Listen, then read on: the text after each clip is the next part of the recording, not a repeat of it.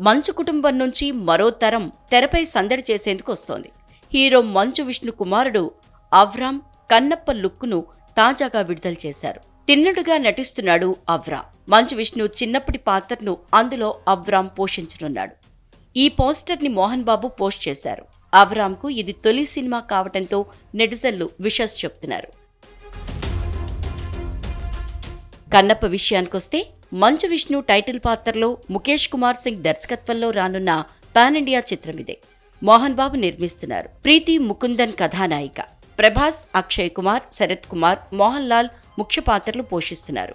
దీని షూటింగ్ దాదాపుగా పూర్తయింది. ఇటీవల దీని టీజర్ను విడుదల చేయగా మంచి ప్రేక్షకాదరణను సొంతం చేసుకుంది.